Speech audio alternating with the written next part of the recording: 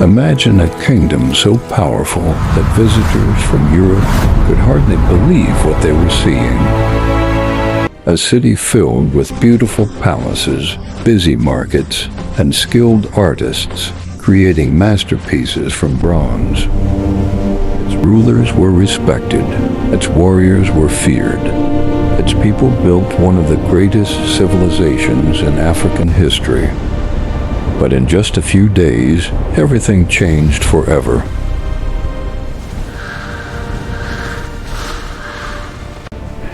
An army arrived from across the sea, carrying weapons that would change history forever. By the time the smoke cleared, one of Africa's greatest kingdoms had fallen. Careful with that one, it's delicate. Thousands of priceless treasures disappeared, carried away to museums far from the land where they were created. Today, many of those treasures are finally finding their way home. This is not just the story of a kingdom.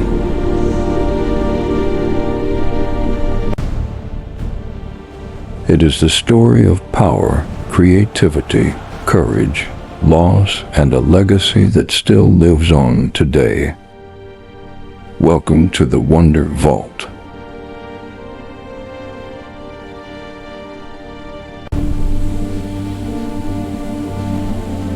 Long before Nigeria became a country, the forests of what is now southern Nigeria were home to many thriving communities. Among these communities were the Edo people, whose skills, traditions, and determination would lay the foundation for one of Africa's greatest kingdoms. Life depended on the rich rainforest. It provided food, timber, medicine, and protection. The people respected nature, honored their ancestors, and built strong communities based on family, tradition, and cooperation. Many centuries ago, the Edo people lived in small villages spread across the thick forests of southern Nigeria. Each village had its own leaders, but the people believed they would become stronger if they worked together. Over time, these communities united and formed an organized kingdom. According to Edo tradition, the first rulers were known as the Ogisos. Their name simply means kings of the sky. The Ogisos ruled for many generations and helped build a stable and respected kingdom.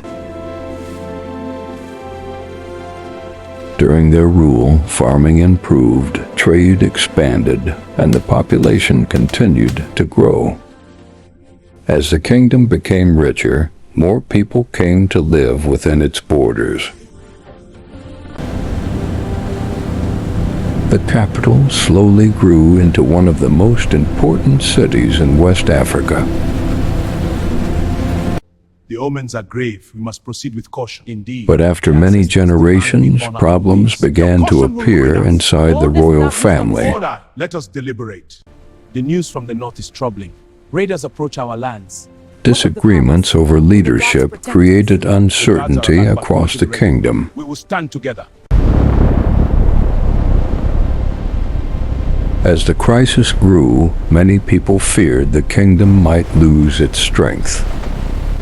The signs are clear. We must fortify our traditions. Agreed. Unity. The elders knew they needed a wise and respected leader to restore peace. Onward to Benin for the future of our people. Their search would lead them to a prince whose arrival would change history forever.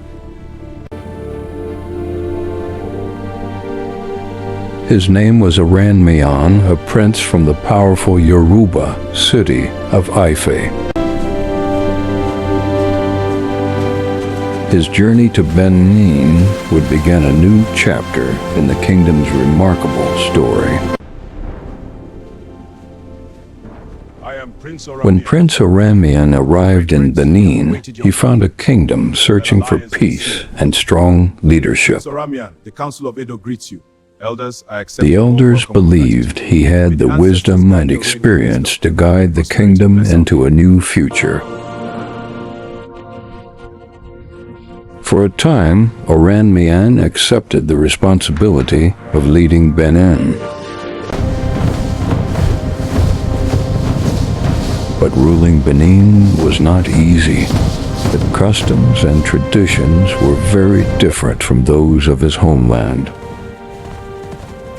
After some time, he decided to return to Ifa, leaving behind a lasting legacy. Before leaving, he entrusted the future of Benin to his young son, Yusi. As Ueka grew older, he earned the respect of the people through wisdom and good leadership. My people, I accept this He became known as Oba Ueka the first ruler of a new royal dynasty. My people, today we honor our sacred traditions. From that moment, the title of Oba became the symbol of leadership in Benin. Generation after generation, new Obas continued to strengthen the kingdom. They improved farming, encouraged trade, and built stronger relationships with neighboring communities. The harvest is threatened. What is our path? My lord, The kingdom became more organized, with clear laws, trusted chiefs, and skilled administrators.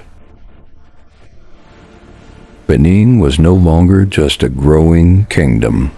It was becoming a powerful empire. Its influence spread across the region, earning respect from friends and rivals alike. The greatest years of the Benin Kingdom were still ahead, and the world was about to witness its golden age. One ruler would change the future of Benin forever. His name was Oba Uer, and many people still remember him as one of the greatest kings in Benin's history. When Uer became king, he introduced major changes that made the kingdom stronger, safer, and better organized. He improved the government and appointed trusted chiefs to help manage different parts of the kingdom. Under his leadership, the kingdom became more united than ever before. Oba Uer also expanded Benin's influence by strengthening its army and protecting its borders. The kingdom grew larger as nearby communities joined Benin through alliances and, at times, through conquest. As the kingdom expanded, Benin City became one of the busiest cities in West Africa. Travelers were amazed by how clean, organized, and beautiful the city looked. The streets were carefully planned, and many roads stretched for long distances through the city. At the center stood the magnificent royal palace, home of the Oba and the heart of the kingdom. The palace was more than a home. It was a place where important decisions shaped the future of the empire. Visitors described the palace as enormous, with many courtyards connected by beautifully decorated walkways. Every part of the palace reflected the skill and creativity of the Edo people. The Benin Kingdom was becoming known not only for its power, but also for its remarkable art and culture. But the greatest masterpiece of all was still waiting to be revealed. The wealth of Benin was not measured only by gold or land. It was also measured by the incredible skill of its people. Among the kingdom's greatest treasures were the famous Benin Bronzes. Despite their name, many of these masterpieces were made from brass, carefully shaped by master craftsmen. Each sculpture told a story about kings, queens, warriors, ceremonies, and important moments in the kingdom's history. These works of art were more than decorations. They preserved the memory of the kingdom for future generations. The skills required to create these masterpieces were passed down from one generation to the next. As Benin grew richer, traders from distant lands began to hear about its success. In the late 15th century, Portuguese explorers reached the West African coast and made contact with the kingdom. Trade soon began between Benin and Portugal, bringing new opportunities for both sides. Benin exported pepper, ivory, coral beads, cloth, and finely crafted works of art. In return, traders brought copper, brass, luxury goods, and other valuable materials into the kingdom. This trade helped Benin become one of the wealthiest and most respected kingdoms in West Africa. People from different cultures admired the kingdom for its organization, craftsmanship, and strong leadership. For generations, the Benin Kingdom stood as a symbol of creativity, discipline, and prosperity. But beyond the horizon, powerful forces were beginning to reshape the world, and Benin's future would soon face its greatest challenge. For hundreds of years, the Benin Kingdom remained strong. But by the 19th century, the world around it was changing. Across Europe, powerful nations were searching for new markets, valuable resources, and greater influence around the world. Britain was becoming one of the world's largest empires, with growing interests along the West African coast.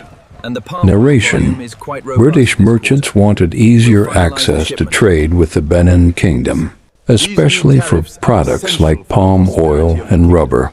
But the Oba carefully controlled trade, allowing it only under rules that protected the kingdom's interests. These restrictions frustrated some British officials who wanted greater access to the kingdom. As the years passed, trust between both sides slowly began to weaken. Small disagreements over trade and diplomacy became larger problems.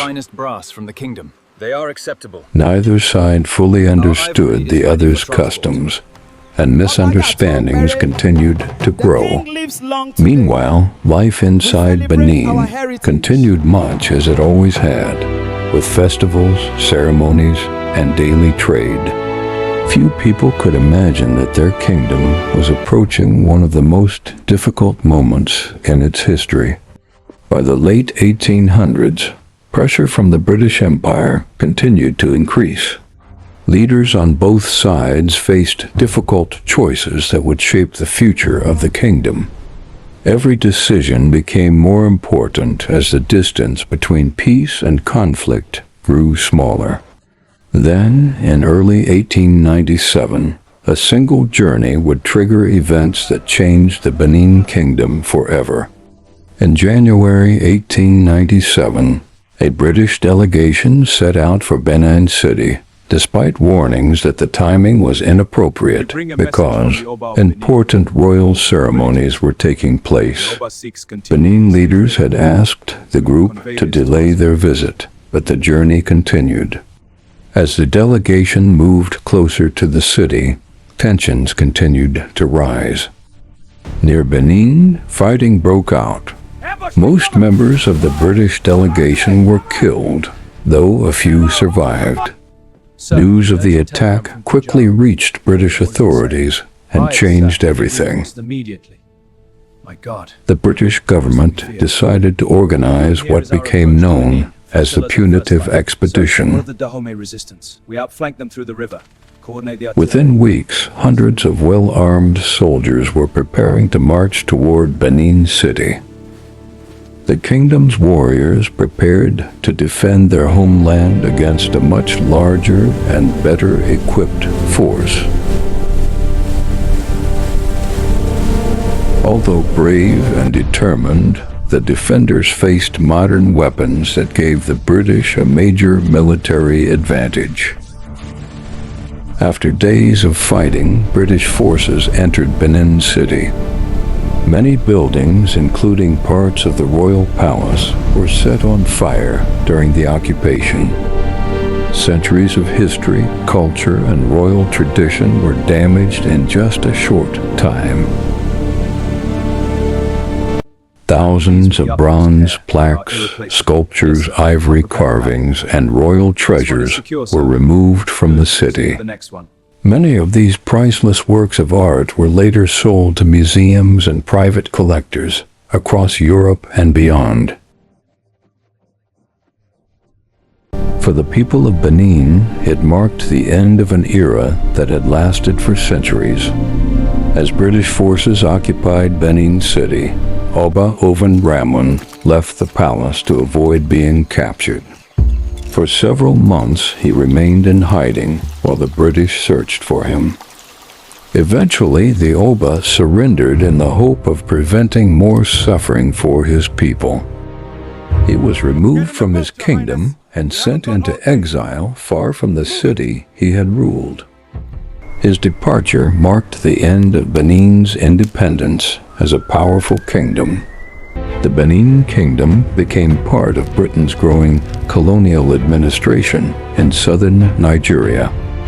Many royal buildings were damaged, and countless cultural treasures had already been taken away. The famous Benin Bronzes were shipped overseas, where they entered museums and private collections. People around the world admired the beauty of these artworks, often without knowing the story behind them. For the people of Benin, these objects were far more than works of art. They were symbols of identity, history, and memory. Even after the kingdom lost its political power, its traditions continued to live on through its people. Families passed down stories, customs, and ceremonies from one generation to the next. The spirit of the Benin Kingdom could not be destroyed by war or exile. Its history continued to inspire generations of Nigerians and people around the world. More than a century later, the story of Benin was far from over. More than 100 years after the fall of the Benin Kingdom, its story is still being told around the world. In recent years, museums and governments have begun returning some of the Benin Bronzes to Nigeria. Each returned artifact is more than a piece of metal. It carries the history, culture, and identity of the Edo people. Today, the Oba of Benin remains an important cultural leader, helping to preserve the traditions of the kingdom. The walls may have weathered with time, but the spirit of Benin still stands strong. The kingdom reminds us that Africa has a rich history filled with innovation, powerful leadership, and extraordinary achievements. History is not only about the past. It helps us understand who we are and where we are going. The rise and fall of the Benin Kingdom is a story of greatness, resilience, and a legacy that refuses to be forgotten. As long as these stories continue to be shared, the legacy of the Benin Kingdom will live on for generations to come.